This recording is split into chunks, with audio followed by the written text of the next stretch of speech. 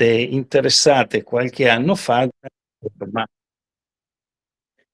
la cosiddetta riforma del terzo settore, che ha comportato delle modifiche di assetto e qui si è un po', come dire, diviso il mondo delle sezioni tra quelle che sono rimaste associazioni generiche, diciamo AG, quelle che hanno scelto di diventare ODV, cioè organizzazioni di volontariato, e quelle che hanno fatto il passo successivo e sono diventate azioni di promozione sociale, APS.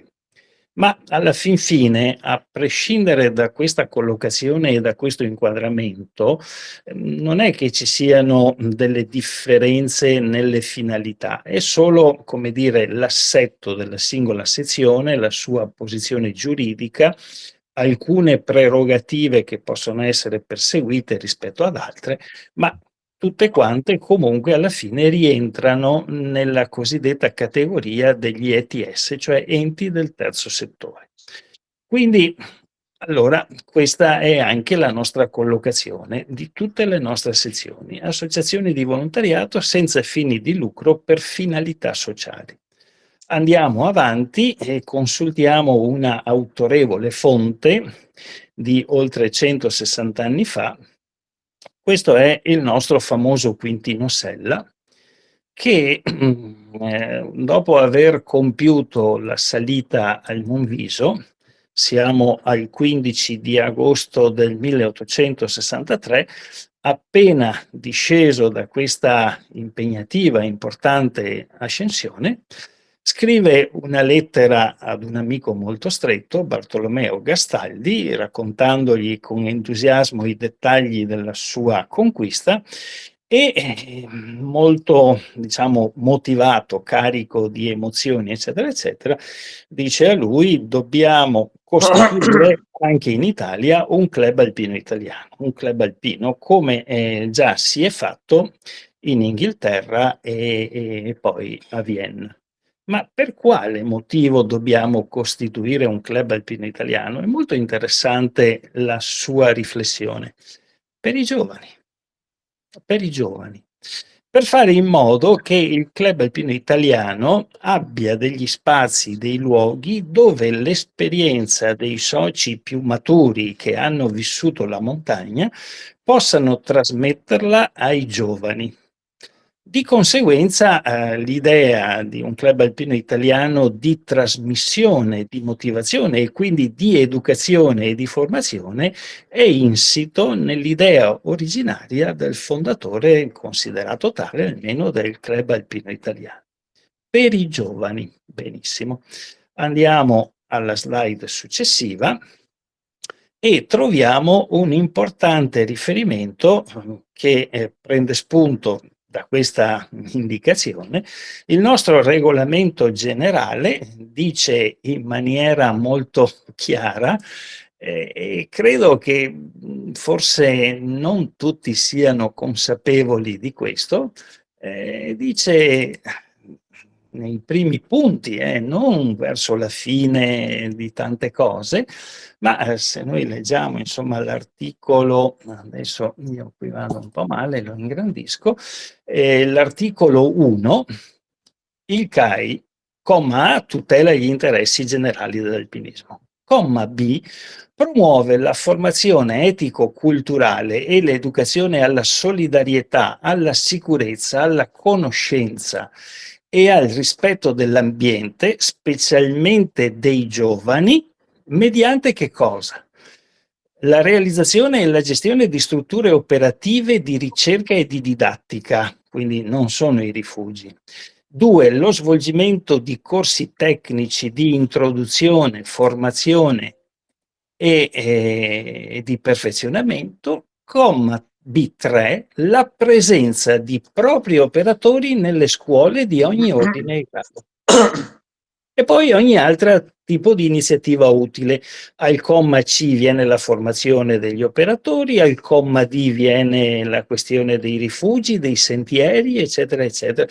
Quindi tutto quello che ordinariamente si svolge all'interno delle sezioni dovrebbe essere anticipato da quel comma B3 la Sono in presenza di camera, cosa vuoi? Sto facendo una roba. chi è che sta facendo una roba? Vabbè, c'era una voce di sottofondo. Il B3 che dice la presenza di propri operatori nelle scuole di ogni ordine e grado. Teniamolo bene a mente e cerchiamo soprattutto di metterlo in pratica se è possibile. Andiamo avanti. Una precisazione, che deve essere tenuta ulteriormente presente è questa: fare attività nelle scuole, presentarsi a scuola, fare dei progetti con gli insegnanti, riuscire poi eventualmente ad accompagnare delle classi di giovani, di alunni, di bambini, di ragazzi in montagna, non deve essere finalizzato come fosse una campagna acquisti a degli interessi specifici. Si era detto all'inizio che l'associazione di volontariato opera senza fini di lucro. Quindi non pensiamo di svolgere nelle scuole una campagna di proselitismo, ma pensiamo semplicemente che la formazione e l'educazione dei giovani, soprattutto alla conoscenza dell'ambiente e in particolare quello montano, costituisca un investimento per il futuro. Cioè, in parole povere, non aspettiamoci che se realizziamo un progetto con 2 classi della scuola media o della scuola superiore, dopo un mese abbiamo 10 soci in più. Non deve essere questo l'obiettivo e non dobbiamo pensare l'attività nelle scuole per questa precisa finalità. Poi è chiaro che, può nascere, come dire, un indotto, può nascere una ricaduta, ma non deve essere questo l'obiettivo prioritario della nostra presenza nel mondo della scuola. Non deve essere questo. Noi andiamo nel mondo della scuola per realizzare questo famoso investimento, diciamo, sul futuro, sui giovani, sulla loro formazione. Se poi vogliamo ragionare sulle questioni di priorità, oppure di opportunità, vediamo nella slide successiva un'immagine un po' buffa, ma pensiamo a che immagine, a che reputazione, insomma, ma soprattutto che immagine ha una sezione del Club Alpino Italiano, nella propria città, cittadina, insomma, nella realtà sociale in cui si trova. Come è percepita una sezione del Club Alpino Italiano? È un gruppo di svitati, di sbandati, di emarginati, di solitari, di orsi, eccetera, che fa gli affari suoi, che va in montagna, insomma, a farsi le costicine sotto gli abeti o cose di questo genere? Oppure c'è un'immagine della sezione che la fa percepire sotto una luce diversa? È molto importante questo perché, probabilmente migliore è l'immagine, di una sezione del CAI come funzionale ad un tessuto sociale, maggiori saranno le opportunità di adesione, ma anche di aiuto, di sostegno che si potranno avere. Di conseguenza, se noi andiamo oltre sulle ragioni di opportunità, potremmo avere nella slide successiva, benissimo, un'immagine insomma un po'. Slide successiva, arriva, non arriva. Me la mandate avanti per favore? Commessa, Che ah sì, è arrivata e non la vedevo perché guardavo il mio. Le ragioni di opportunità dicono questo, che se una sezione del CAI sviluppa attività nel mondo della scuola, svolge un'attività che è qualificante per tutto quello che sta intorno alla sezione, cioè per le istituzioni, per gli enti locali o sovralocali, per la società nel suo insieme, per le famiglie e anche per le altre associazioni che possono essere concorrenti o collaboranti. Fate attenzione in particolare al quinto punto, per le famiglie. Cioè, se noi portiamo in montagna come Club Alpino Italiano, accompagniamo un paio di classi, una cinquantina, una quarantina di bambini, di ragazzi, eccetera, questi poi quando tornano a casa parleranno del Club Alpino Italiano. Ovviamente ne parleranno, presumo e spero, in termini positivi. Ci hanno fatto fare una bella esperienza, abbiamo visto questo, quell'altro, abbiamo imparato, abbiamo conosciuto, è stata un'esperienza bella. Allora da qui può nascere un indotto che può portare anche a una crescita di tessere, insomma, ma torno a dire, non deve essere questo l'obiettivo prioritario. Questo viene, di default, viene per ricaduta naturalmente se l'attività è stata svolta veramente in maniera qualificante. Andiamo oltre, un'altra slide, e vediamo che anche, come dire, all'interno della sezione ci sono dei benefici, non solo nell'immagine della sezione verso l'esterno, ma questa attività nel mondo della scuola, soprattutto per quei soci che si impegneranno, per il direttivo della sezione che, vigilerà su questa attività, la seguirà, eccetera, e diventa un momento aggregante, un momento qualificante, insomma porta dei benefici anche all'interno della sezione in termini di coesione, di impegno e anche di un rinnovato entusiasmo verso un tipo di attività che magari in un primo momento non era stata considerata. Finisco con la slide successiva sulle ragioni di opportunità per dire che insomma abbiamo tanti assi nella manica da giocare nel momento in cui si propongono queste attività. Provate a immaginare cosa abbiamo nel nostro zaino di esperienze e di conoscenze da proporre ai giovani. La scoperta dello spazio con attività anche come l'orientering, l'arrampicata in età evolutiva, l'escursionismo, la scoperta dell'ambiente, il bosco, la foresta, questa natura incontaminata, per modo di dire, ma insomma si fa presto a creare suggestione. La scoperta delle bellezze naturali, non so, i nevai, le cascate, i panorami, le valli alpine, eccetera. Scoperta di nuove dimensioni che esulano molto spesso dall'esperienza di questi ragazzi.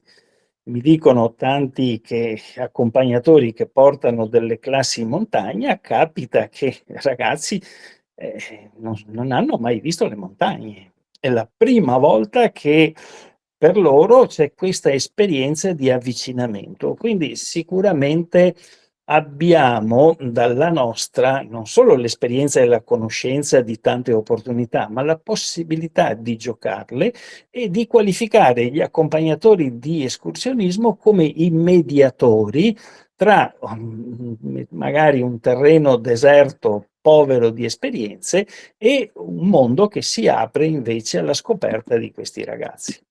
Per cui alla fine di tutta questa chiacchierata arriviamo a descrivere il percorso di formazione. Nella slide successiva si vede come matura sostanzialmente per i giovani. Noi portiamo conoscenza con i nostri interventi, con i nostri racconti o anche con le nostre attività outdoor, che diventa sensibilizzazione, empatia, innamoramento, che fa nascere anche un desiderio di protezione e di cittadinanza responsabile. Se noi siamo capaci di innescare questo circuito virtuoso, credo che abbiamo dato un contributo formidabile alla formazione dei giovani e soprattutto alla creazione di cittadini responsabili che un domani potranno, uno, prendere il nostro posto all'interno delle sezioni, portare avanti l'attività e così via, ma anche se non saranno mai, per dire, soci del CAI, comunque saranno cittadini che all'ambiente, alla tutela dell'ambiente, alle questioni climatiche, ai drammi che stiamo vedendo oggi, dedicheranno sicuramente attenzione ed interesse. Ok, questo è come premessa generale. Adesso, se andiamo avanti, vediamo un po' come in realtà la collaborazione del CAI col mondo della scuola sia antica come origine, non sia una cosa di questi giorni e dei nostri tempi recenti e così via. Ad esempio, si trova nella cronaca questo episodio nel 1898, quando il CAI era ancora piccolino, Si svolse un convegno promosso da questo personaggio, l'onorevole Mario Cermenati di Lecco, in cui si parlava dell'alpinismo, inteso in termini generali come frequentazione dell'Alpe, non pensate all'alpinismo solo nei significati recenti come arrampicato o cose del genere, la frequentazione dell'Alpe come fattore di educazione per i giovani della scuola. Quindi già 130 anni fa, insomma, se ne parlava. E poi, a seguito anche di questi primi orientamenti e della consapevolezza che l'ambiente montano, l'attività di approccio, di avvicinamento all'ambiente montano aveva delle ricadute positive, si organizzarono, lo vediamo nella slide successiva, le prime cosiddette carovane scolastiche. È un termine abbastanza singolare, ma all'epoca si chiamavano così ed erano sostanzialmente delle escursioni, cioè delle scuole tali, ma era anche abbastanza frequente questa prassi, dedicavano almeno una giornata o anche più di una per anno scolastico ad accompagnare i giovani in montagna. Vedete, qui siamo nel 1891 in questa foto, vedete gli insegnanti, ce n'è uno qui, uno qui, uno qui al centro, forse qualcun altro, e questi sono i bambini o i giovani dell'epoca portati in montagna. La cosa è continuata, se andiamo oltre, per tutto, per tutta la fine dell'Ottocento e per tutto il Novecento con fasi diverse. Al rapporto tra scuola e ambiente montano dedicò attenzione Giovanni Gentile nel suo disegno di scuola cosiddetta gentiliana, come il suo antagonista Benedetto Croce, che pensava a una scuola un po' diversa, ma tutti e due inserivano l'attività fisica e l'attività conoscitiva dell'ambiente montano come momento di educazione nei curricoli scolastici. Poi arriviamo alla scuola del fascio, che fece della montagna addirittura la palestra di ardimento, insomma era considerato con finalità un po' diverse di regime, insomma senz'altro un approccio che temprava i giovani alla fatica, alla resistenza, all'ardimento, insomma con la retorica dell'epoca, ma togliendo la retorica comunque c'era l'esperienza della montagna. Poi arriviamo alla scuola della Prima Repubblica, dove soprattutto, dopo la famosa legge 91 del '63 che riconosce il club alpino come ente pubblico, abbiamo delle circolari ministeriali come la circolare Pedini degli anni '70 e la circolare Iervolino degli anni '80, che addirittura fanno esplicita citazione del club alpino italiano come soggetto di riferimento non unico, ma sicuramente prioritario per realizzare queste esperienze di approccio. Quindi partiamo da lontano per arrivare al presente. Andiamo avanti, parliamo adesso un po' del progetto CAI Scuola. Questo progetto, almeno nell'ultima versione che risale al 2005, è stato creato per strutturare un rapporto sistematizzato a più livelli tra Club Alpino Italiano e mondo della scuola. Ehm, Lo vediamo nella slide successiva, dove si parla di una serie di documenti. No, indietro un attimo. Una serie di documenti che percorrono un cammino di oltre 25 anni. Partiamo dal 97, 2007, 2012, 2017 sono gli anni in cui sono stati sottoscritti dei protocolli d'intesa tra il CAI e quello che all'epoca si chiamava MIUR, cioè il Ministero dell'Istruzione, dell'Università e della Ricerca. Poi questa sigla è stata cambiata, ogni governo dà una definizione un po' diversa, adesso non è più così, vedremo quella più recente. Questi protocolli di intesa sancivano il riconoscimento del club alpino italiano come soggetto ideale per una serie di proposte di collaborazioni. Vediamo poi l'articolazione e come avrebbe dovuto svilupparsi. Allora, erano stati pensati 3 ambiti operativi: quello nazionale, quello regionale e quello locale. Il nazionale veniva gestito dalla sede centrale del Club Alpino Italiano col Ministero dell'Istruzione, con quei documenti d'intesa e con alcune iniziative che avevano valenza nazionale.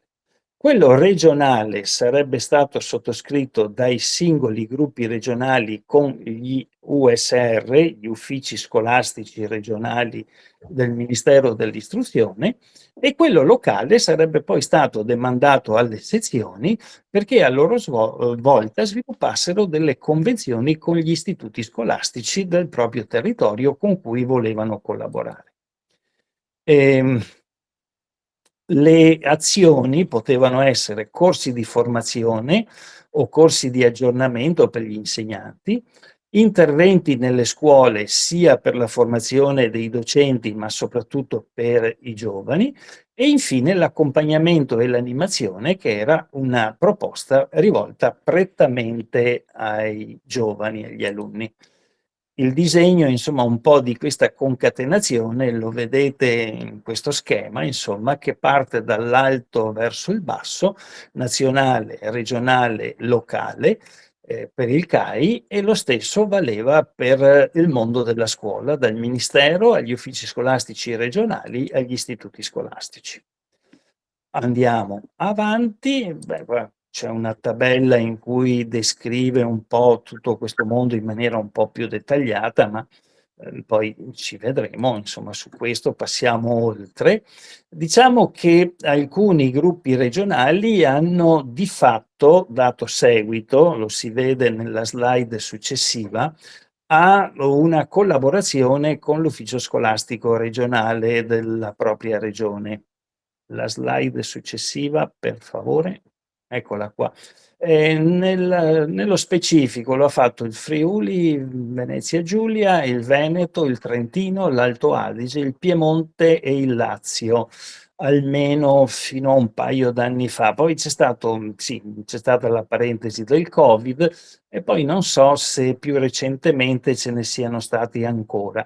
Però la logica era quella, partendo dal rapporto CAI nazionale ministero, a livello regionale stabilire un altro legame di collaborazione.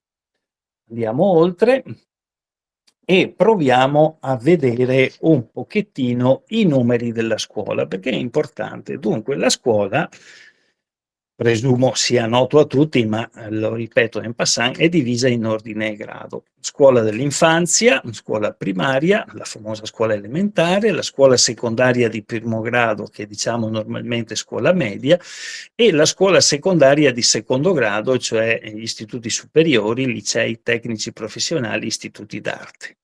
Quelli sono i numeri che ovviamente cambiano di anno in anno, sono un po' arrotondati, ma insomma sono abbastanza realistici, per ogni ordine di scuola. 1.400.000 sono i bambini dell'infanzia, 2.500.000 nella scuola primaria, 1.650.000 nel triennio della scuola media, 2.700.000 alle scuole superiori.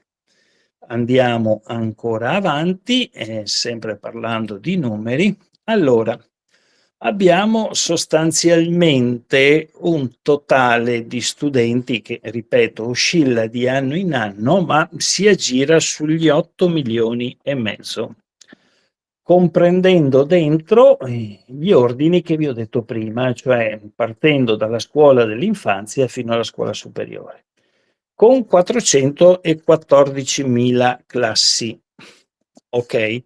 Le istituzioni, ovverosia gli istituti, sono 8.000 istituti, le sedi sono 40.000, perché ogni istituto può avere anche delle sedi periferiche, i cosiddetti plessi, e poi i docenti, qui il numero balla tutti gli anni tra pensionamenti, concorsi, missioni in ruolo, quindi è un numero che fluttua continuamente, però sono circa, insomma, più di 800.000.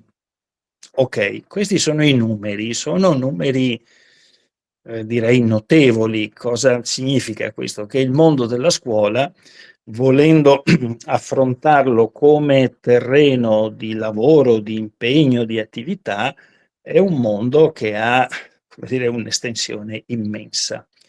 Proviamo a darci un obiettivo minimo, ragioniamo sull'1%. 1%, 1. Scrivetevi, memorizzate questi numeri. L'1% vorrebbe dire, l'1%, 8.000 docenti, 4.000 classi, 85.000 studenti. Questo è l'1%. Noi abbiamo 520 soci, abbiamo un certo numero di docenti soci, ma non sappiamo con precisione quanti siano, probabilmente sono circa un 20.000. Però in realtà noi riusciamo come club alpino italiano a raggiungere l'1% di docenti o di classi o di studenti? Bella domanda. Potrebbe essere un obiettivo anche già impegnativo. Abbiamo contattato, abbiamo condiviso, abbiamo accompagnato l'1% degli studenti della scuola italiana. È bello vedere come nell'immagine successiva queste scene, cioè degli accompagnatori, dei titolati, o anche se non sono titolati non importa, che vanno a scuola, che cominciano a sensibilizzare. Qui siamo probabilmente a livello di scuola elementare, un gruppo di alunni che ascolta più o meno attentamente. Naturalmente questo genere di intervento non è facile, a volte neanche l'insegnante riesce a catturare l'attenzione dei propri alunni, figurarsi dei soci CAI che arrivano per un'ora di colloquio. Però possiamo vedere nell'immagine successiva quale può essere il risultato, cioè un'immagine di questo genere è un'immagine che ha un valore enorme, cioè è stato raggiunto l'obiettivo di portare, queste possono essere 2 classi, forse anche più, alcuni insegnanti volonterosi, alcuni soci del CAI a vivere una giornata in ambiente, a conoscere la montagna. Abbiamo in qualche maniera raggiunto, almeno in piccola parte, quell'obiettivo che ci era stato dato da Quintino Sella: parlare ai giovani, insegnare ai giovani, formare i giovani al valore dell'ambiente naturale. Proseguo oltre, che il percorso è ancora lungo. Il protocollo di intesa nazionale prevedeva, qui prendo il quarto, che cosa? Che il CAI potesse offrire al mondo della scuola attività di educazione ambientale di vario ordine, attività di educazione motoria, attività di educazione alla sicurezza e da ultimo si è aggiunta anche l'attività di alternanza scuola-lavoro, che adesso si chiama PCTO. Questo riguarda solo il triennio della scuola superiore. Il Ministero cosa assicurava? Una circolare divulgativa che metteva in evidenza questa disponibilità e questa capacità del Club Alpino Italiano di offrire questo genere di attività.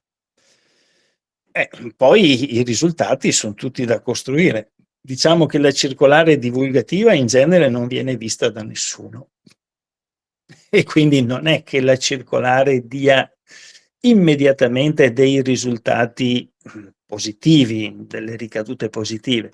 La circolare o il protocollo sono degli strumenti che, messi in mano ai volontari del CAI, permettono di qualificare la nostra presenza e avere in qualche maniera un ingresso riconosciuto nel mondo della scuola. A seguito del protocollo, CAI Scuola ha sviluppato una serie di attività che sono quelle dentro ai cerchi: la formazione dei docenti, dei concorsi nazionali, i PCTO per le superiori, la giornata della sostenibilità e da ultimo il turismo scolastico sostenibile, il sentiero Italia CAI, l'educazione civica e il progetto Energy, che però riguardava solo 4 regioni. Queste sono tutte attività. La formazione docenti è cominciata ancora nel 2006, i concorsi si sono aggiunti dopo, i PCTO nel 2015, eccetera, eccetera. Insomma, si è capito un po' alla volta che avendo dei mezzi, e purtroppo sono mezzi anche finanziari, è abbastanza facile, insomma, riuscire a far entrare le proposte del Club Alpino Italiano nel mondo della scuola. Andiamo alla slide, ecco questa qui. Allora, se vogliamo, l'educazione ambientale è sia per i docenti che per gli alunni. L'educazione motoria può riguardare i docenti, ma soprattutto gli alunni. L'educazione alla sicurezza va spesa soprattutto nella formazione degli alunni e lo stesso per l'alternanza scuola-lavoro. Passiamo oltre. Vediamo un po' queste attività cosa hanno dato negli anni. Corsi nazionali residenziali per i docenti, vi ho detto il primo è cominciato nel 2006 e vedete che fino al prossimo anno, che sono già programmati, ne sono stati messi in atto 75. Non sono pochi. Tutti progetti molto belli, molto apprezzati, l'interesse verso questi progetti da parte dei docenti è aumentato negli anni, adesso le domande di partecipazione spesso sono doppie o triple rispetto ai 50 posti disponibili per ogni corso, quindi vuol dire che sono riconosciuti come momenti importanti e hanno delle tematiche anche diverse a seconda di dove vengono realizzati, del tema che viene scelto. In genere questi corsi residenziali durano 4 o 5 giorni, si svolgono per lo più a ridosso di parchi nazionali, parchi regionali, aree protette, siti UNESCO e hanno generalmente come obiettivo la metodologia dell'educazione ambientale, quello che in un territorio qualsiasi esso sia si può utilizzare per la formazione dei giovani alunni. Sono state esperienze molto belle e stanno continuando. Nella slide successiva vedete anche le regioni in cui sono stati realizzati, un po' in tutte le regioni d'Italia. Manca solo la Valle d'Aosta, vedete la regione che ne ha avuti di più è stato ovviamente il Veneto perché giocavo io un po' in casa, però un po' tutte le regioni d'Italia hanno permesso delle esperienze di scoperta e di conoscenza.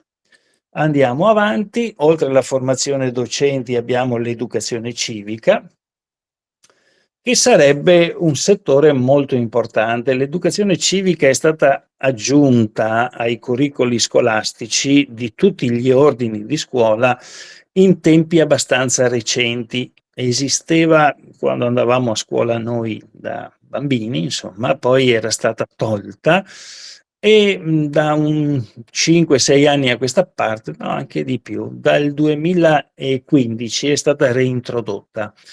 Però è stata reintrodotta un po' a singhiozzo, non si sapeva bene come cominciarla, eccetera, eccetera. Poi un po' alla volta è stata strutturata in questa maniera e probabilmente sarà anche modificata in seguito.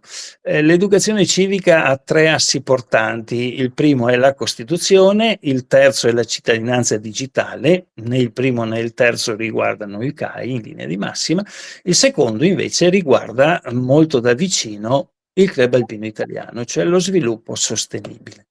Tenete presente che il totale delle ore è 33, quindi 11 in media per ogni asse. Di conseguenza una scuola dovrebbe sviluppare al proprio interno almeno 11, 10, 11 ore sull'educazione ambientale e lo sviluppo sostenibile. Andiamo alla slide dopo. Il secondo nucleo tematico è sviluppo sostenibile, educazione ambientale, conoscenza e tutela del patrimonio e del territorio.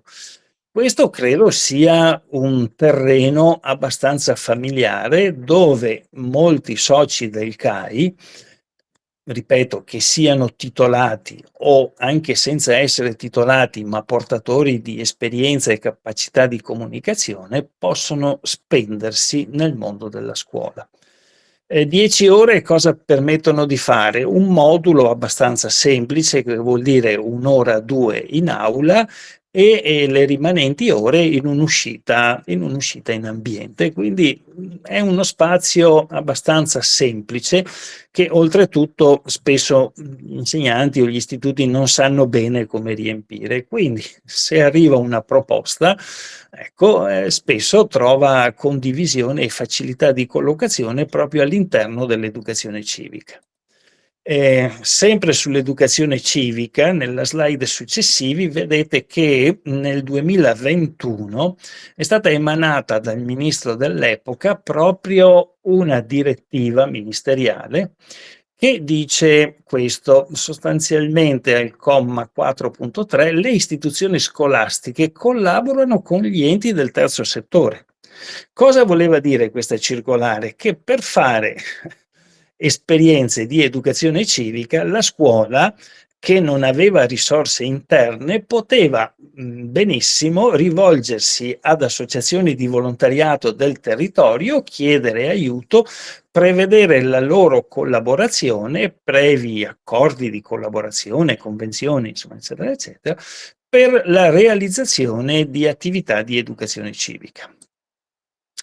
Vado avanti con gli altri progetti, poi, che sono stati proposti sempre alla scuola, che sono ancora operativi. Il primo è Dal Monte ai Monti, è a Torino, dopo lo vediamo. La giornata della sostenibilità, turismo scolastico sostenibile, Sentiero Italia CAI, progetto Energy e i concorsi nazionali Sbulliamoci e Mazzotti Giovani. Avanti, allora, Dal Monte ai Monti è un progetto che prevede per una classe, 2 classi che fanno una visita, il solito viaggio di istruzione, eccetera, eccetera, a Torino, il fatto di poter visitare il Museo dei Cappuccini, il Museo Nazionale della Montagna, non è un museo di poco conto, e completare l'esperienza in collaborazione col Parco Nazionale del Gran Paradiso, che può offrire nella sua foresteria anche la ricettività per trascorrere una notte in montagna e con le guardie del parco fare un po' di escursionismo, vedere gli stambecchi, insomma avvicinare i ragazzi alla montagna. Era stato sperimentato nel 19, prima del Covid, con 2 classi, poi c'erano delle iscrizioni, poi è arrivato il Covid e quindi non si potevano più fare queste attività. Adesso andrebbe riproposto perché è un programma abbastanza interessante, lo vediamo anche un logo che è quello della Mole Antonelliana nella slide successiva. Dal monte ai monti sarebbe dal Monte dei Cappuccini ai monti del Parco del Gran Paradiso. Questo è un progetto nazionale. Vado avanti, giornata della sostenibilità, questa è stata proposta nel 2022 in collaborazione con la TAM, era una giornata dedicata ad attività di sensibilizzazione sul concetto di sostenibilità. Nella slide successiva si vedono anche i moduli, cioè in quella giornata si poteva fare o un'attività in aula, un po' peregrina, ma insomma almeno un po' di comunicazione orale frontale di 1 ora o 2, magari utilizzando anche qualche sussidio, qualche video, insomma cose di questo genere, oppure un modulo articolato di 2-4 ore, cioè una mattina, quindi parte in aula, parte all'esterno, oppure un modulo avanzato che aveva un po' di preparazione in aula, 1 ora o 2, e una giornata trascorsa all'aperto. Però queste attività all'esterno dovevano essere attività di prossimità, senza uso di pullman, di mezzi di trasporto, ma avvicinando un ambiente naturale nei dintorni della scuola. Poteva essere un parco, un giardino pubblico, il giardino stesso della scuola, un po' di campagna appena fuori dalla periferia, un fosso, uno stradone, insomma qualsiasi cosa che permettesse prima di tutto di far capire a questi giovani la differenza tra l'asfalto e l'erba. passare dal cemento, dall'asfalto a un prato e considerare come l'ambiente naturale non sia solo il grande monumento, insomma, di naturalità, cioè il parco nazionale, eccetera, eccetera, ma sia anche il giardino della scuola o il giardino di casa propria dove ci sono tante cose da scoprire. Questo naturalmente in termini di sostenibilità.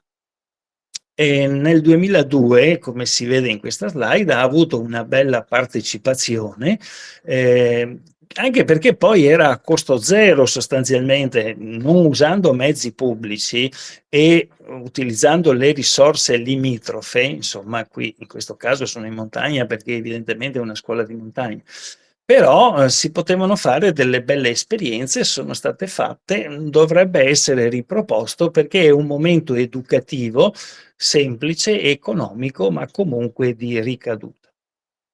Andiamo avanti. Turismo scolastico sostenibile è partito nel 22 grazie anche ad alcuni fondi.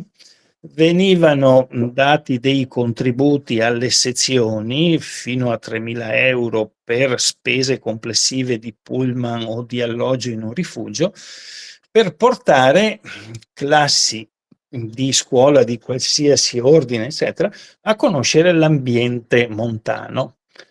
Molto bello, poi raccomandato era, se possibile, il fatto di trascorrere una notte in rifugio, che è un momento topico. Ha avuto una notevole diffusione, siamo arrivati, come si vede anche nella slide successiva, insomma, così in montagna con tante classi. Mi pare che l'anno scorso ci siano stati 50 progetti circa, per cui il fondo a disposizione è stato perfino raddoppiato per poter dare finanziamenti a tutti quelli che avevano opportunità. Qui ovviamente i finanziamenti andavano alle sezioni, le sezioni potevano pagare le fatture dei pullman o dei rifugi, insomma, o quello che serviva. Simile a questo, ma legato a un contesto particolare, era quello la settimana nazionale del Sentiero Italia CAI per la scuola. Anche in questo caso, ovviamente la finalità era conoscere l'ambiente montano, ma soprattutto, in relazione a questo unico straordinario percorso che conosciamo tutti come Sentiero Italia, che unisce le nostre regioni, le nostre montagne, per cui, diciamo, una sezione, portava una classe, 2, insomma, a percorrere un tratto, se era possibile anche pernottava, quindi faceva un piccolo trekking anche di 2 giorni, insomma, bisognava vedere l'organizzazione.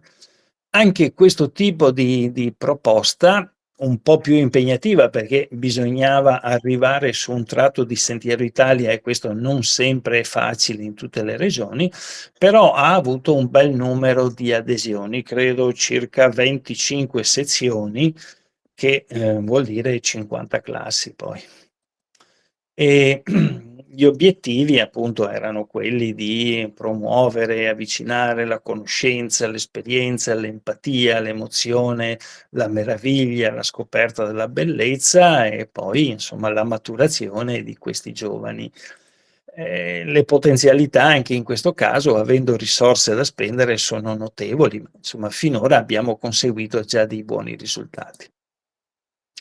Vado avanti, il progetto Energy, ho detto, riguardava solo alcune regioni, 4 regioni, era un progetto di partenariato assieme ad altri soggetti che durava 2 anni, i soggetti li vedete qui sotto, Apis, Edison, Carbon Sync, Fondazione del Banco Alimentare, Celim, CAI e Fondazione De Gasperi.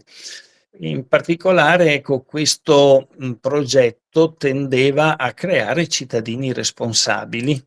Come si vede qui le 4 regioni sono Lombardia, Emilia, Veneto e Liguria e sostanzialmente in queste 4 regioni avevamo a disposizione 20 pullman per 40 classi, che dovevano andare una giornata in un parco. Insomma, il titolo era proprio una giornata nel parco, poi insomma il parco è qualsiasi angolo di montagna che abbia un certo valore ambientale, quindi poteva essere parco o comunque insomma ambiente montano e i risultati sono stati molto belli perché poi l'obiettivo di tutte e 7 le associazioni era quello di arrivare a 100 scuole, il CAI da solo ne ha contattate 40, 550 insegnanti e noi ne abbiamo avuti quasi un centinaio, 10.000 studenti, noi con le nostre attività ne abbiamo avuti quasi 4.000, dirigenti scolastici, insomma poi la propagazione di queste attività potevano raggiungere fino a 100.000 stakeholders.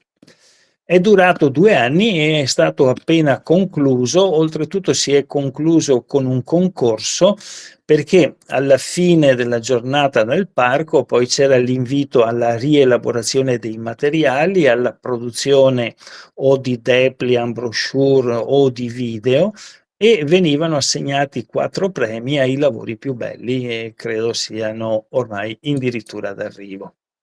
Sempre, come attività nazionali, vado avanti, il concorso Sbulliamoci, questo era dedicato al bullismo, che è qualcosa sempre presente nella scuola, sembrerebbe un tema un po' strano per il Club Alpino Italiano, in realtà ha suscitato molti interessi, siamo arrivati in 3 volte a proporlo a tantissime adesioni, credo solo un anno abbiamo avuto più di 600 adesioni, quasi 10.000 alunni che hanno partecipato con la produzione o di racconti o di video, quindi ha avuto, sì, molta diffusione perché il problema del bullismo è trasversale a tutte le scuole, soprattutto la scuola media e il biennio della scuola superiore e quindi insomma abbiamo promosso con dei premi la partecipazione.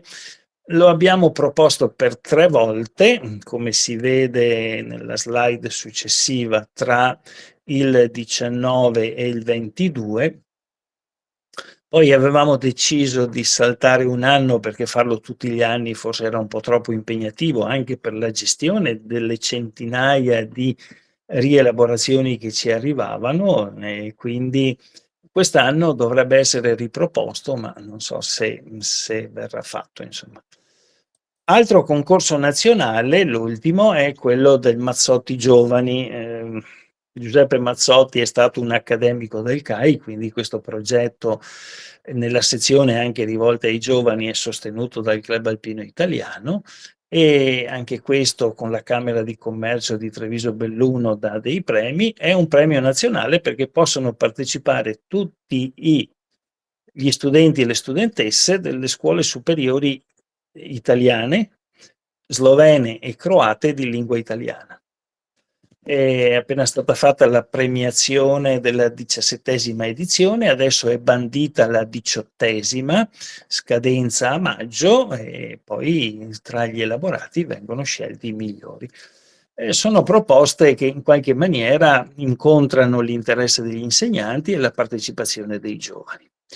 Infine, ma questo non è un progetto, insomma il PCTO viene realizzato su richiesta della scuola superiore del triennio, sono esperienze di avvio, sarebbe il mondo del lavoro, non è che noi insomma siamo imprenditori o qualcosa del genere, però soprattutto i licei che non sanno bene dove mandare i loro giovani tante volte si rivolgono al CAI e sono state fatte delle belle esperienze. Nell'archivio sono raccolti più di 80 progetti, nella slide successiva si vede la ripartizione tra progetti realizzati indoor, slide successiva, avanti, eccolo qua, indoor, quindi in sezione, per dire supporto segreteria, riordino biblioteca, archivio, attività culturali, eccetera, eccetera, e soprattutto quelli outdoor, che sono la maggior parte sui sentieri, rifugi, aree protette. Sono stati fatti dei lavori veramente molto belli e molto interessanti che sono, almeno quando è stato possibile, raccogliere la testimonianza documentati in questo archivio con PowerPoint, video, brochure, insomma quello che è stato prodotto. Chiaramente si rivolge a giovani del triennio delle scuole superiori, quindi è un'utenza particolarmente interessante che potrebbe essere foriera anche ormai a quell'età, insomma potrebbero entrare nell'alpinismo giovanile o farsi soci. Poi vi ricordo che dietro a ogni giovane studente o studentessa c'è una famiglia e quindi il discorso si allarga. Va bene, adesso parliamo nello specifico di CAI Veneto Scuola.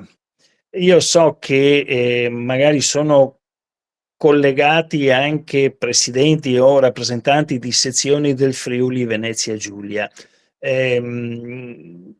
Quello che io dirò adesso fa riferimento a quanto fatto in Veneto, ma per il Friuli Venezia Giulia può essere tranquillamente riproposto e adesso vi mostro quello che negli ultimi tempi è stato pensato nella regione Veneto. Allora, si vede qui prima di tutto che bisognava partire o ripartire da qualche parte. Allora, il primo passo che è stato pensato dal presidente della regione Veneto, che qui veste i panni della Pantera Rosa e che oggi anche compie gli anni, è quello di riprendere i contatti con l'ufficio scolastico regionale e sottoscrivere un documento d'intesa, insomma un accordo programmatico.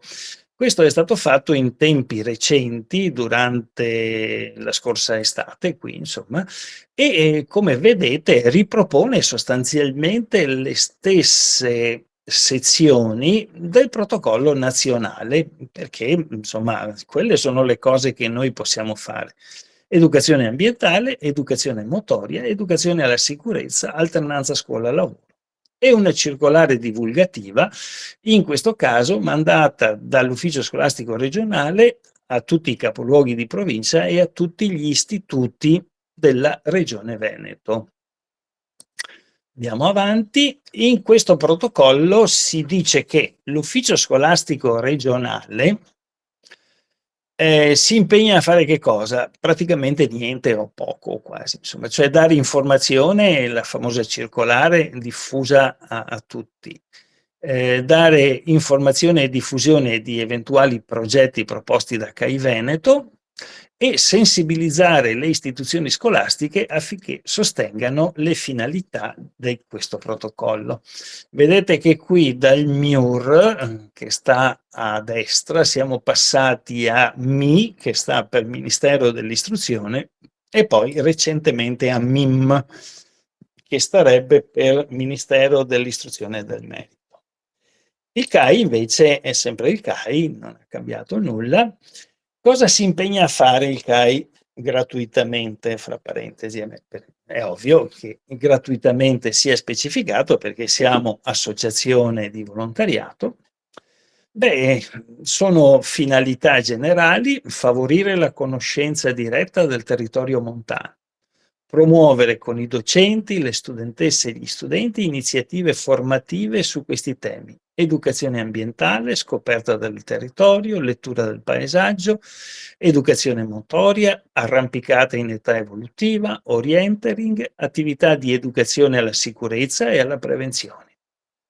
Promuovere PCTO, realizzare azioni formative per docenti, cioè corsi per docenti, e poi anche per l'educazione civica, quelle famose 10 ore dei progetti formativi per l'educazione ambientale e lo sviluppo sostenibile, e nella slide successiva quello di coinvolgere, insomma, un sacco di cose, e tutto gratuitamente. Poi quello che è scritto in questo protocollo fa riferimento, non prendiamo paura, cioè sono delle ipotetiche e potenziali proposte. I limiti del nostro volontariato quali sono? Che insomma non abbiamo tanti volontari disponibili a soddisfare la domanda che sarebbe. Allora, vediamo il secondo passo. sempre il nostro presidente cosa ha pensato di fare? Un monitoraggio, perché? Allora, da un lato con il ministero, con l'ufficio scolastico è stato riallacciato un rapporto di riconoscimento reciproco e di collaborazione, ma il gruppo regionale non sa esattamente quale sia il livello di impegno delle sezioni, cioè quante sezioni già hanno esperienza di attività nel mondo della scuola, fanno attività con scuole elementari, medie, quali temi vengono sviluppati, quali sono i soci disponibili. Cioè si sa che l'attività c'è, ma non si conoscono esattamente i dettagli. Allora facciamo un questionario. Vediamo cosa emerge da questo questionario. Allora, quante sono le sezioni? Intanto che svolgono attività, almeno saltuaria o sistematica, alla fine 35 risposte, le sezioni sono 64. Di queste 35 la maggior parte lo fa saltuariamente e però quasi metà sistematicamente. Attenzione, hanno risposto 35 su 64, ma quelle che non hanno risposto, le 29 che non hanno risposto, non è che non facciano attività, semplicemente non hanno risposto. Quindi, voglio dire, poi sappiamo con precisione che qualcuno non ha risposto perché non ha visto la circolare, perché non si è ricordato, perché poi era agosto e chiudeva, però sicuramente non sono 35, sono di più le sezioni, ma già 35 è un bel numero. Probabilmente arriveremo a 40, insomma, forse anche più. Poi andiamo a chiedere in quali ordini di scuola queste sezioni, le 35, hanno fatto attività. Come vedete, l'asse più frequentato è quello della scuola primaria e della scuola media. La metà circa della scuola media va alla scuola superiore e poco alla scuola dell'infanzia, perché è un'età un po' difficile. Andiamo avanti, altra domanda: quali interventi sono stati realizzati? Cioè che tipo di intervento? Scegliendo tra un intervento solo comunicativo frontale, cioè 1 ora, 2 in classe, ma sono pochi, solo in ambiente sono pochi, in classe e in ambiente sono tanti, quasi tutti, insomma, ecco, quindi vuol dire che la metodologia in genere cosa prevede? Prima un momento di contatto, di formazione, di esplicitazione, di preparazione in aula e poi l'uscita in ambiente. Altra domanda: quali soci sono stati impiegati per realizzare queste attività? Solo titolati 17%, solo soci esperti 11%, al 71% erano titolati supportati da soci esperti.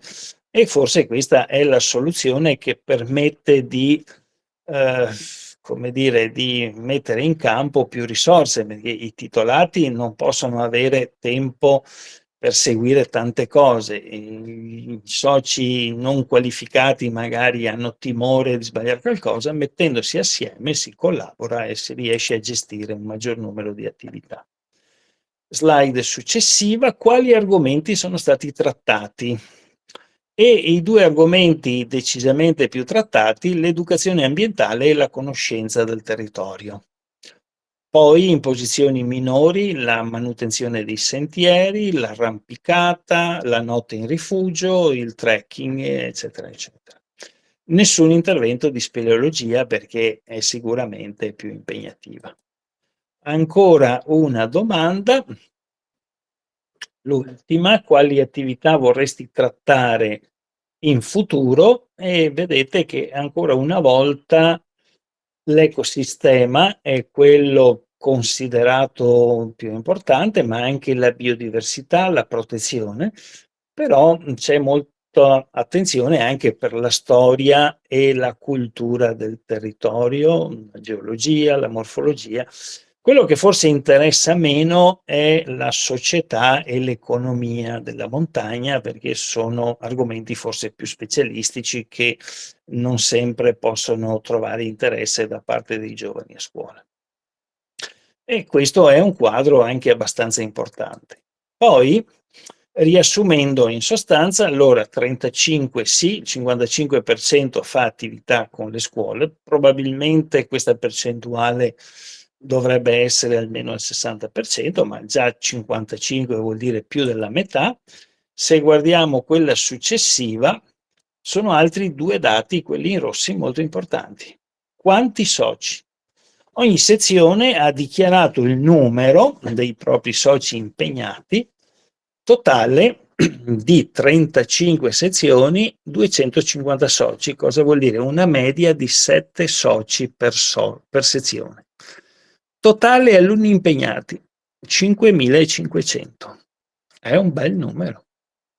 5.500. Nello scorso anno scolastico. La media è di 157 a sezione, ma 157 è l'equivalente quasi di 8 classi. Vi ricordate che abbiamo parlato dell'1%? Ovviamente questi sono i dati della Regione Veneto.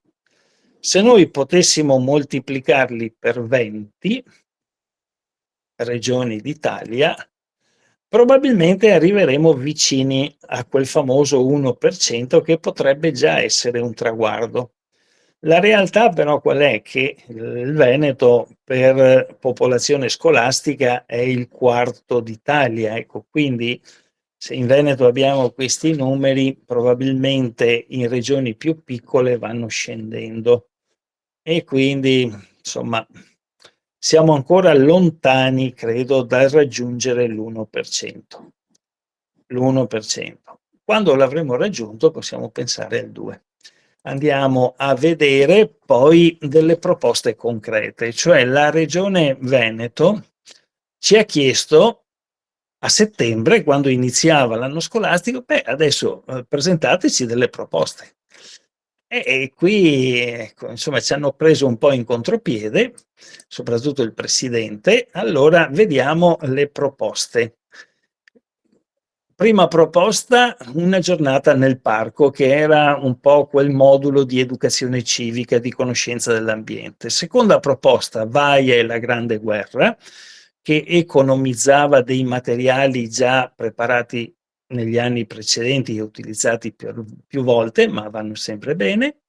La terza proposta è educazione alla prevenzione e alla sicurezza. Quarta proposta, acque sorgenti. Quinta proposta, attività motorie. Sesta proposta, PCTO. Allora, queste erano le 6 proposte che, attingendo anche dal bagaglio delle esperienze fatte negli ultimi anni e da alcuni materiali disponibili, abbiamo mandato all'ufficio scolastico regionale. L'ufficio scolastico regionale le ha prese sul serio e ha mandato queste proposte a tutte le scuole del Veneto. Morale della favola, sono arrivate un po' di richieste, prima 10, totale 69 ad oggi, ma ne potrebbero arrivare ancora. E questo per dimostrare che, insomma, se noi abbiamo una capacità di proposta, qualcuno che ci prende sul serio nel mondo della scuola si trova. Anzi, diciamo onestamente che già 69 proposte hanno messo in difficoltà il gruppo regionale, che non era preparato un numero così elevato e che poi doveva in qualche modo trovare dei referenti locali, perché magari era la scuola di Montebelluna o quella di, che ne so, di Verona, che chiedeva un intervento, ma chi possiamo mandare? Allora bisognava contattare la sezione, vedere se c'erano dei referenti, eccetera, eccetera. Sempre in termini di dati, vedete quali sono state le proposte più richieste. Quelle legate alle attività motorie, cioè vuol dire orientering, arrampicata, escursionismo, sicuramente di più. Vaia e Grande Guerra, un altro bel numero di proposte. La giornata del parco, anche quelle delle acque sorgenti, meno richieste quelle di prevenzione e sicurezza e quelle di PCTO. Ma poi vediamo anche la provenienza in quella successiva, la slide è molto simile. quella successiva, da dove provengono delle 7 province del Veneto. Il maggior numero di richieste arriva da Treviso, poi seguito da Venezia, Verona, eccetera. Chi ha meno richieste è Rovigo e Belluno, ma anche per ragioni di proporzione demografica.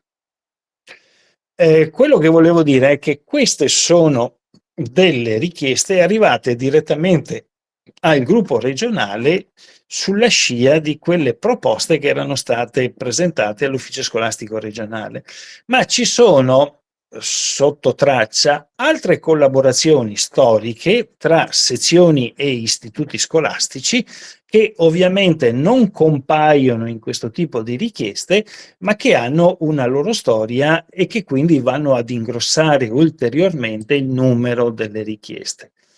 Morale della favola, ci troviamo un po' in difficoltà per riuscire ad esaudire, probabilmente non riusciremo ad esaudirle tutte, però se anche non le esaudiamo tutte, un primo risultato importante è che si parli del CAI nel mondo della scuola, che arrivino delle circolari in cui si dice che il CAI è tendenzialmente un soggetto affidabile, portatore di esperienze, che se non è quest'anno sarà un altro anno, eccetera, eccetera, che cominciamo ad acquisire una serie di contatti con docenti che possono essere funzionali alla presentazione di ulteriori richieste gli anni successivi. Per cui la riflessione è questa: per fronteggiare una domanda crescente sarebbe necessario costruire una rete tra sezioni e gruppo regionale, lavorare dentro a questa rete avendo una serie di riferimenti sezionali e di esperienze di esperti titolati o non titolati da poter mettere in campo, creare un archivio di progetti che possono ispirare altre progettualità future e dei materiali ad hoc. Esempi di materiali ad hoc avevo citato prima Grande Guerra e Vaia, ecco qui era stato preparato questo bellissimo materiale, se avanzate con la slide. Ecco, questo era un po' il logo, Montagna Veneta, un territorio lacerato, e poi si vede nella slide successiva un materiale di partenza che era una mostra fotografica, per metà foto della Grande Guerra, che si vedono in questa slide, sul retro ci sono quelle della tempesta Vaia.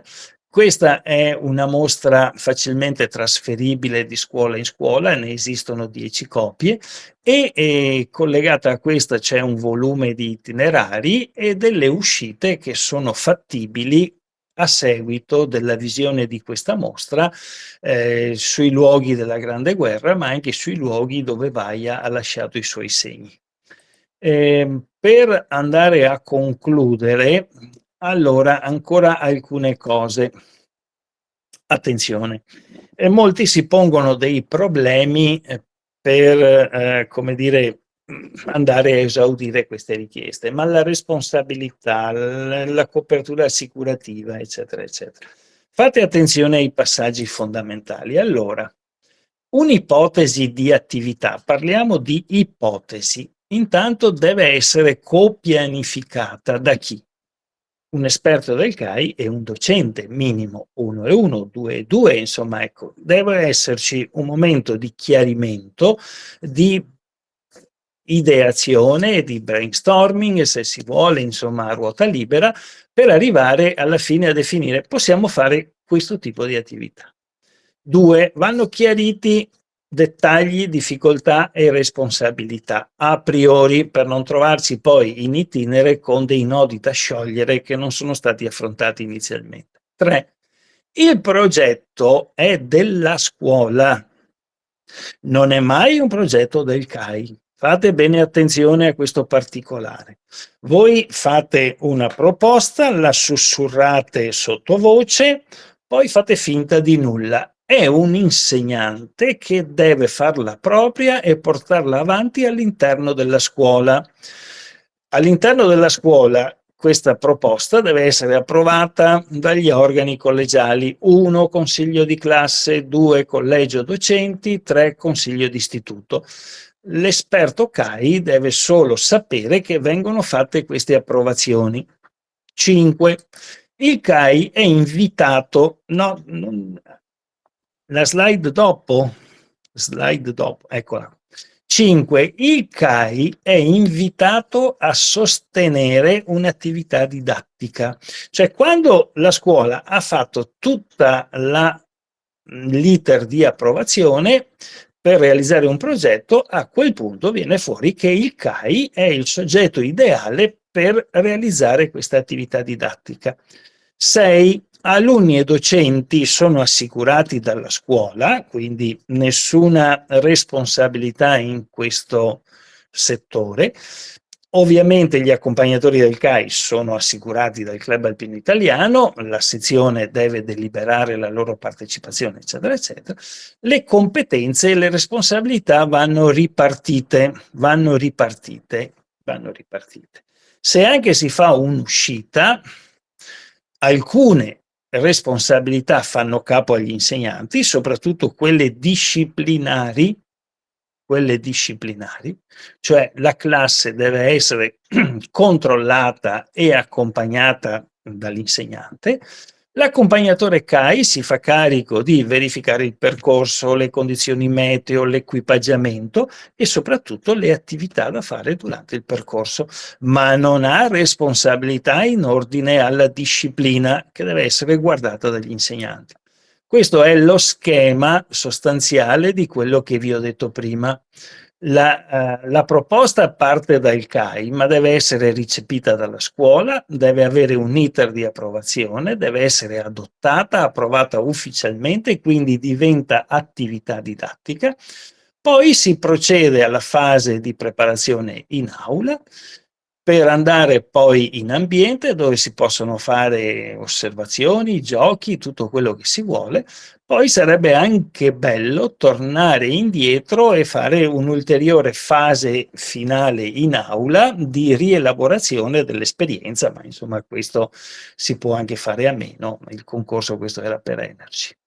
Degli strumenti, ecco, questa è per dire una lettera tipo che deve essere mandata dalla scuola alla sezione del Club Alpino Italiano per richiedere la collaborazione. Quindi è la scuola che chiede al CAI. Oppure una convenzione, come vedete nella slide successiva, questa è fatta di 3 pagine, dove si scrivono precisamente gli oneri e gli onori, le responsabilità e chi fa cosa. Ovviamente questi strumenti sono disponibili per le sezioni, molti li hanno già usati anche l'anno scorso, chi vorrà basta che le chieda insomma al Presidente, sono per tutti. E con questo io concluderei ringraziando tutti per l'attenzione, mi scuso per questo collegamento disgraziato che insomma ho dovuto fare dal cellulare e adesso se ci sono delle domande sono qua per dare una risposta. Io con questo avrei finito la mia lunghissima chiacchierata che ha addormentato tutti. Potete risvegliarvi. Grazie Francesco. Grazie Francesco. Molto interessante il tutto. Allora, per alzata di mano, chi vuole intervenire, siamo qui. C'è Maria Francesca Trevisin, prego. No, ha solo salutato, credo. Vabbè. Sì, scuso, mi scuso, avevo solo salutato. Comunque no, interessante le attività fatte con la scuola. Io ho avuto l'esperienza lo scorso anno al CAI Veneto e insomma sì, la partecipazione c'è. A volte la difficoltà è nell'organizzazione interna, all'interno della sezione, però è un ambito di cui tener conto, insomma, ecco, assolutamente. Anche perché appunto i ragazzi sono il futuro e quindi è importante che anche noi riusciamo a fare dare il nostro contributo, insomma, ecco. Lo dico anche da insegnante, lo dico anche da ex insegnante, quindi ecco. Ho sempre, Allora, ho sempre a cuore i ragazzi comunque, insomma, ecco, anche se sono in pensione. faccio una dichiarazione provocatoria. All'inizio vi ho letto l'articolo 1 del regolamento generale del Club Alpino Italiano. Quel regolamento, quel comma lì in maniera particolare, dovrebbe essere inchiodato sul tavolo dove ogni sezione fa la riunione dei propri direttivi. E si dovrebbe tenere sempre in considerazione questa priorità. Tra le tante cose che una sezione fa, quale dovrebbe essere la prima? Pensare al futuro. Pensare al futuro. Pensare al futuro. E il futuro non è nei seniores, signori. I seniores possono essere una forza molto importante proprio perché abbiamo bisogno di persone esperte e di persone in grado di comunicare. Quindi i seniores possono essere funzionali a quel percorso di formazione e di trasmissione, ma l'obiettivo deve essere quello dei giovani. E nelle scuole i giovani si trovano in quantità sostanzialmente illimitata, magari raggiungessimo l'1%, torno a dire, quella percentuale così modesta e così piccola, ma ancora lontana dalle nostre possibilità di raggiungimento. C'è ancora molto lavoro da fare e dovremmo considerarlo come un obiettivo prioritario. Mi taccio. Intervengo io un secondo per dire che quando abbiamo selezionato, diciamo, un po' gli argomenti di questa formazione dirigenti, questo argomento qua, parlando soprattutto con Maurizio Di Segna, ma anche con Francesco Carrera e con altri, ci è sembrato che potesse occupare il posto di conversione delle attività del Club Alpino Italiano. Cioè, in che senso? Il Club Alpino Italiano si sta, con le proprie sezioni, si sta leggermente trasformando, soprattutto grazie alle leggi che attualmente regolano le associazioni di questo tipo. Però dall'altra parte c'è la necessità appunto di rigenerare il tessuto, ecco. E ci sembrava che questo tipo di attenzione alle scuole dovesse essere alimentato proprio per favorire la rigenerazione del club. Quindi non è solo un'attività legata all'accontentare una struttura limitrofa o attorno a noi per questioni di solo di insegnamento o di comunicazione. Ecco. È proprio un'attività che reputo vitale per il CAI. Sì, Massimo, se prendiamo qualche spunto dalla biologia, gli esseri viventi hanno uno scopo prioritario nella loro vita: la riproduzione. Nascono, si riproducono e muoiono, a volte anche nel giro di una giornata, no? La riproduzione è fondamentale. Allora, che senso ha costruire un club alpino italiano che oggi ha 350.000 soci, forse 360, eccetera, eccetera, che fa delle cose meravigliose, che ha al proprio interno dei professionisti volontari, naturalmente, quindi delle competenze grandiose, a volte perfino uniche a livello nazionale, europeo, internazionale, e poi non siamo in grado di trasmettere quello che noi abbiamo costruito, tutta la nostra rete di sentieri e di rifugi, a quelli che devono venire dopo di noi. Per questo che il mondo dei giovani è, come dire, la nostra riproduzione, la nostra possibilità di dare continuazione come noi abbiamo imparato da quei pochi genitori ecologici che abbiamo avuto, noi dovremmo essere forse più attenti e più impegnati in questo gioco di trasferimento, di investimento sui giovani. I giovani oggi vengono tante volte accusati di indifferenza, di apatia, di estraneità, di egoismo. È anche vero, ma che proposte gli facciamo? Cosa gli offriamo? Beh, credo che il CAI abbia delle buone carte da giocare, quelle che ho detto all'inizio, quando ho messo in gioco Superman perfino, insomma, no? Abbiamo veramente un tesoro nelle nostre mani e noi lo conosciamo anche bene, sappiamo raccontarlo, sappiamo farlo vivere, dobbiamo spenderlo molto più convintamente verso i giovani che sono il nostro futuro, la nostra riproduzione.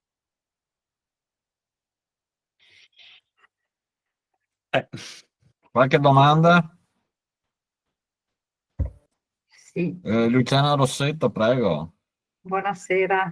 Allora, tutto giusto, tutto bellissimo, ma io credo che al momento attuale, sono di Padova io, e il grande problema che secondo me c'è in questo momento è avere volontari sufficienti per fare l'attività. Le scuole ce la stanno chiedendo tantissimo di fare attività, però il problema è avere le persone che si impegnano in maniera concreta, dico io, perché a Padova del nostro gruppo siamo circa una trentina, però chi lavora in maniera continuativa e presente siamo poco meno della metà. Quindi la difficoltà è proprio coinvolgere le altre persone che ci aiutino in maniera continuativa a fare questa attività. L'attività è richiestissima, tutti siamo consapevoli che è importantissimo quello che andiamo a fare anche per il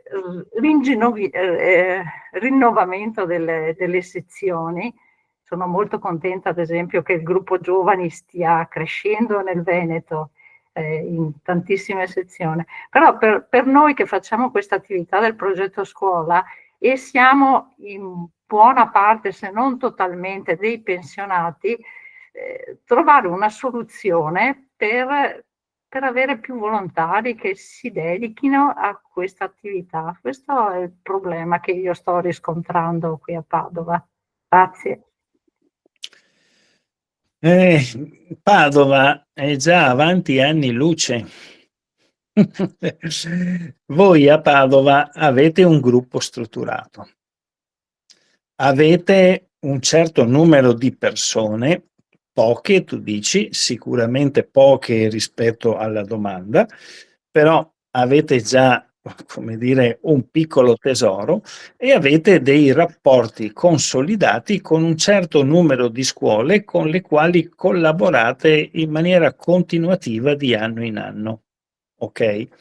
Questo dovrebbe essere già un traguardo che molte sezioni dovrebbero porsi, soprattutto quelle che hanno maggiori dimensioni, un corpo sociale più sviluppato. Poi siamo di fronte al mondo della scuola, un mondo illimitato. Noi non potremo mai dare risposte a tutte le domande che possono pervenirci. Però sicuramente la nostra capacità di risposta può aumentare a seconda del numero di volontari che abbiamo, volontari attivi, hai detto giustamente, insomma, no? E allora partiamo dal bandolo della matassa.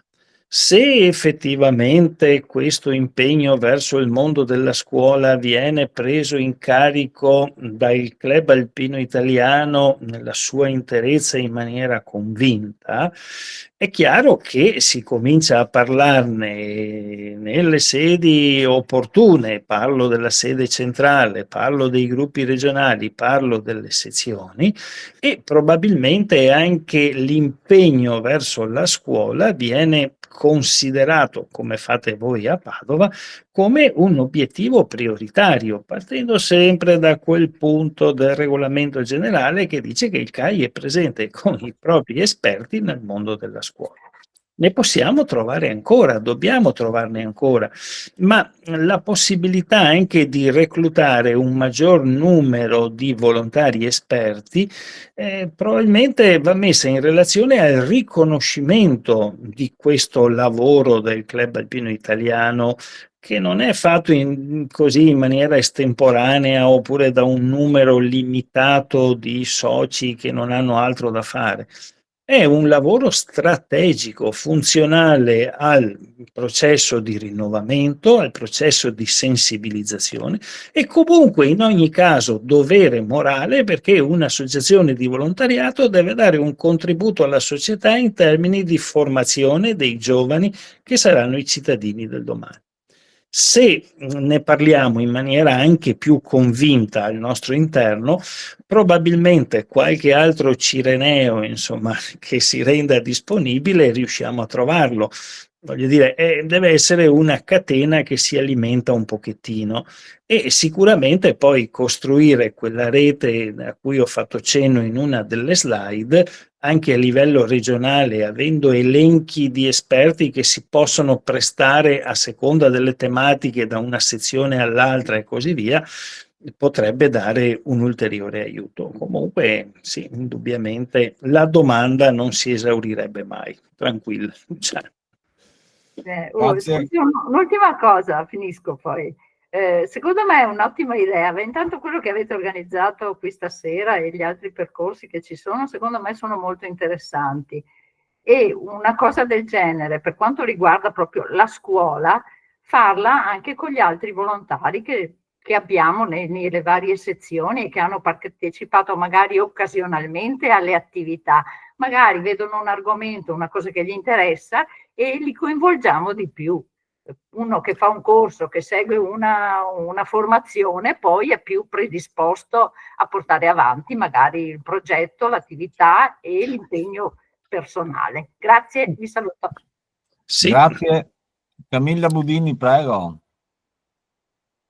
Buonasera, volevo fare i complimenti per queste considerazioni che sono veramente positive, costruttive, perché il CAI ha molto da dare e da dire ai giovani e alla scuola e rispecchia proprio il nucleo essenziale questa proposta. L'importante è che nelle sezioni si crei un clima di collaborazione, che si parli, che si vengano divulgate queste proposte, che non si prenda paura dell'impegno, perché ci sono moltissimi volontari esperti. I contatti, per esempio, che io ho con le scuole sono grazie al centro studi degli alpini, che a Treviso sono attivissimi, entrano nelle scuole, parlano di montagna, fanno esperienze concrete, giochi, e quindi c'è questa domanda, insomma, quindi è una proposta veramente validissima che il CAI si metta in gioco per rinnovarsi. Grazie. Grazie Camilla. Altre domande?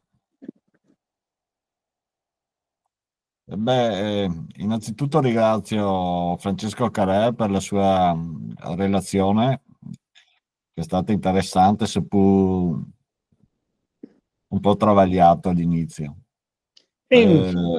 Sono ancora in travaglio. Sì. Ringrazio Massimo per l'impegno nell'organizzazione di queste serate. Una considerazione: noi abbiamo tantissime risorse, facciamo un attimo difficoltà nel mettersi in rete. Di qua l'idea di costruire tutta una rete che riguarda le sezioni, che hanno già una serie di esperienze nelle scuole, che prima ve l'ha detto Francesco. Abbiamo tutta quanta una potenzialità con i seniores, che secondo me non vanno assolutamente lasciati disparati, vanno coinvolti, perché abbiamo delle grandissime possibilità su questo. solamente che è un lavoro di rete, un lavoro di raccordare tra le disponibilità delle persone e quello che gli viene offerto per mettere in pratica questa loro disponibilità. Stiamo tentando, siamo partiti nel 22 con 22 scuole, 1000 ragazzi, 250 insegnanti, vai a grande guerra. L'anno scorso abbiamo fatto un'altra iniziativa solamente su 6 scuole come CAI Veneto. Da quest'anno abbiamo iniziato a fare le cose un po' più in maniera un po' più in grande, però il nostro obiettivo è quello di coinvolgere al massimo le sezioni. Fare noi da tramite tra le scuole e le sezioni, laddove la sezione non interviene, organizzare un gruppo di lavoro fatto di esperti, di accompagnatori, di persone di buona volontà che mettono a disposizione il proprio tempo per fare in modo che la scuola sia data questa grande possibilità. Già altre associazioni lo fanno. Prima la Budini ha citato gli alpini.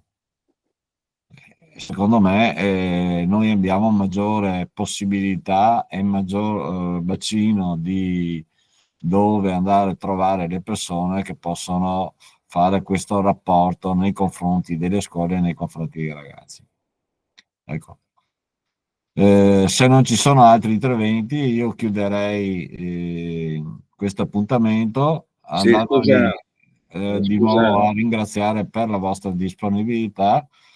Un ringraziamento a Francesco Carrer e ci rivediamo venerdì sera per il prossimo appuntamento. Sì, scusa Renato. Sì, prego. Un attimo, volevo solo ricordare l'appuntamento di venerdì prossimo. Sì. Allora, venerdì prossimo il tema sarà i nuovi canali di comunicazione, i social, quali sono le differenze, come si utilizzano, la scelta del target, l'utilità dei feedback e il CAI cosa potrebbe farne, ecco, dal punto di vista operativo. Relatrice sarà Jennifer Battain, che è una social media manager e content creator. Lo sviluppo analitico di questo argomento sarà quanti social conosci e quali le differenze, come si effettua un'azione mirata, cos'è un piano editoriale, le sinergie tra social, cos'è un post, un reel o altre forme di comunicazione, le azioni sponsorizzate, le relazioni fra website, landing page e social, che sono vocaboli un po' così sconosciuti, ma però insomma che hanno il loro significato e capirete a cosa servono. Buonasera a tutti, grazie ancora. Grazie a voi tutti, di nuovo arrivederci. Grazie per la pazienza, buonasera. Grazie. Buonasera, grazie mille. Buonasera a tutti, buonasera e grazie. Buona serata a tutti, arrivederci. Arrivederci, grazie. Grazie, buona serata a tutti.